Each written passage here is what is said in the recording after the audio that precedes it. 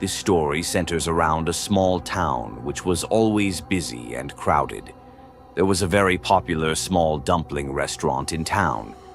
Powell was a regular customer of this restaurant. One day, he invited two of his friends to go with him. The restaurant opened at 4 p.m. and closed just nearly 2 hours later, so those who wanted to taste the food had to go early. The owner of the restaurant was a middle-aged man. As he recently made some changes to his recipes, the food had been selling like hotcakes. It looked like there was only one table available at the restaurant. Powell and his two other friends sipped their tea while waiting for their food to be served. 15 minutes later, the dumplings were finished.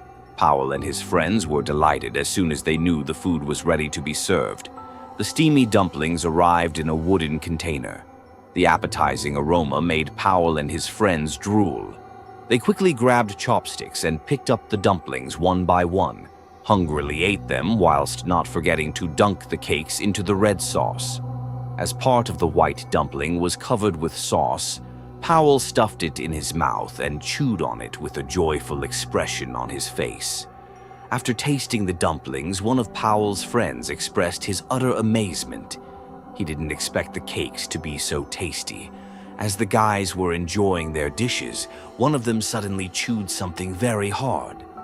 Thinking his friend had accidentally chewed a grain that was left in the dumpling, Powell quickly reassured his friend not to be bothered about it.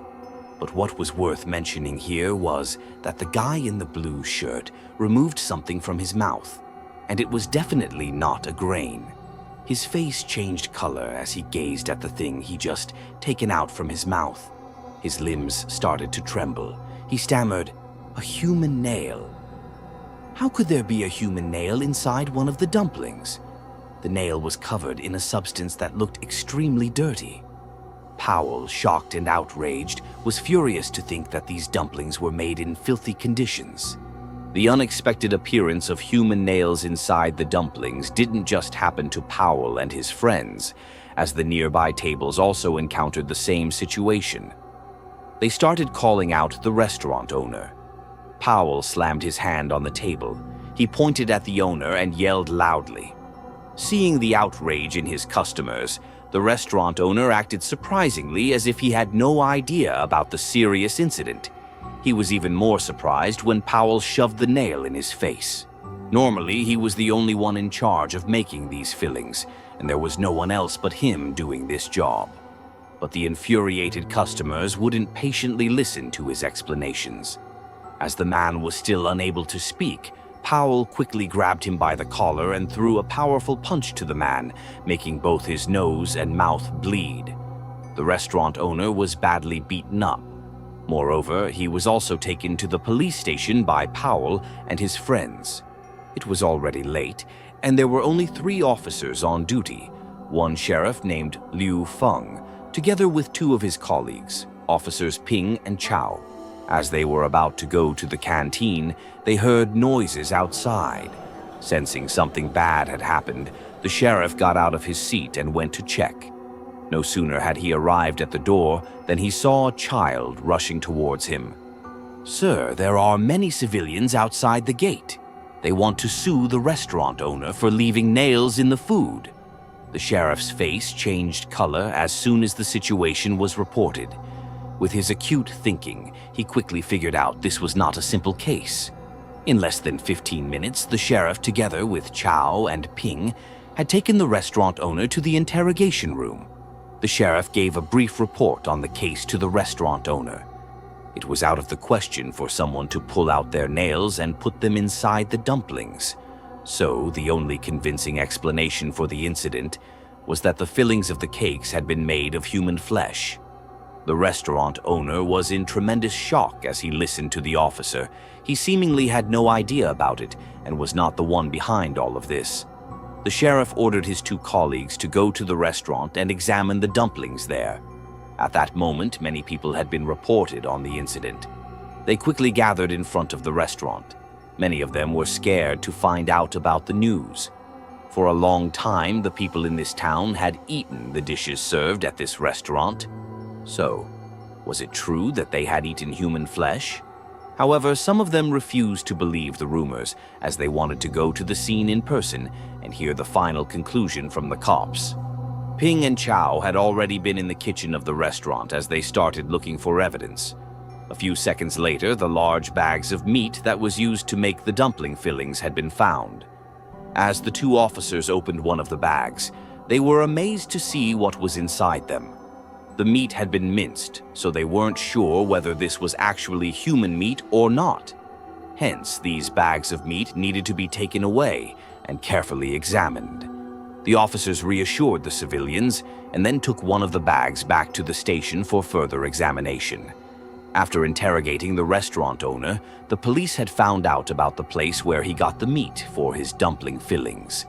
They quickly sent out vehicles to the destination. Inside the house was a muscular man slaughtering a pig with his butcher knife. The man acted bizarrely as soon as he saw the cops. He asked him in an annoying manner, "Why are you people here in my house?" Chow remained calm to the man's ferocious face as he got straight to the point, asking if the man was the meat supplier for the dumpling restaurant in town. As the butcher finally knew what the officer was referring to, he showed no fear. With a serious look in his eyes and a cold voice, the man confirmed he was the one and asked what the officers wanted from him. Ping asked him what the exact type of meat he gave to the restaurant owner, and how could there be human nails in the dumplings. As soon as Ping finished his sentence, the butcher pulled out the knife from the cutting board and spoke with a cold face. "It's not your business to know what kind of meat it is. Why do I have to answer your question anyway? Get out of here now." As the two officers were still unable to react to the butcher's aggression, the man suddenly rushed to them like a madman, brandishing his knife at them. Chow showed no fear as he faced the psycho. He pushed Ping to the side while dealing with the man with a sharp knife on his own. Ping dodged the blade from the madman and came at him after switching from the fence to his attack mode. He quickly blocked the man's knife-holding hand, then used all his strength to wrestle the man to the ground.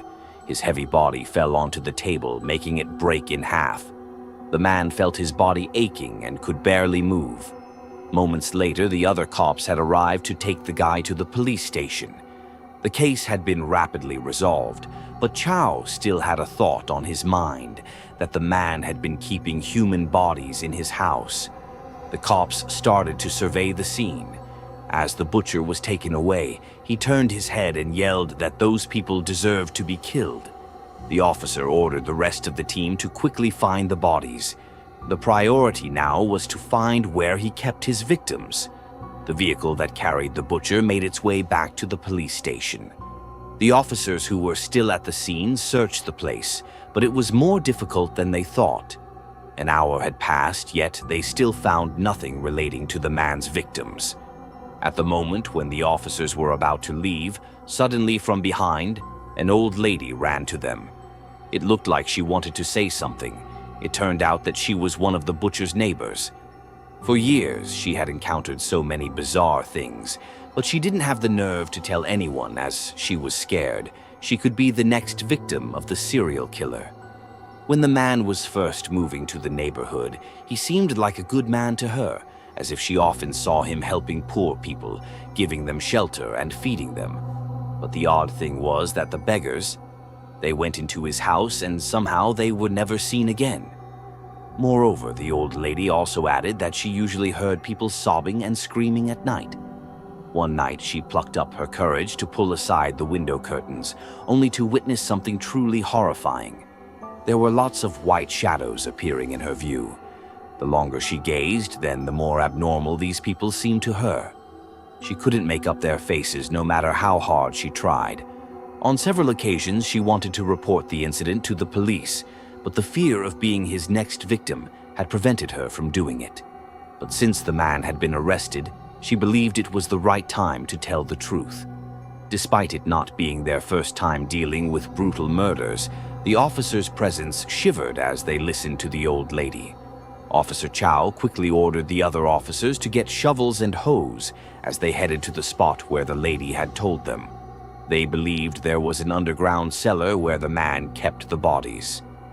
Nearly 30 minutes later, one of the officers spoke loudly. "There is something very hard here. Come take a look." As Chow had expected, there was a secret cellar in the butcher's house. Before their eyes was an iron lid with chains wrapped around it. The officers finally broke the chains and the lid creaked as they opened it. All officers were shocked as soon as they looked down.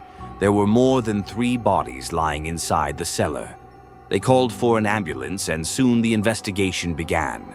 As the day went on, many of the butcher's former neighbors came to the police station to report they had missed their loved ones who had gone missing for a long time. Eventually, the case turned into a serious crime, which made headlines for weeks. The butcher was put behind bars and the restaurant owner was prosecuted as well. As the police department received a lot of calls for support, they became heroes in their town for exposing one of the most gruesome murders that had happened in the area for many years hadn't made good.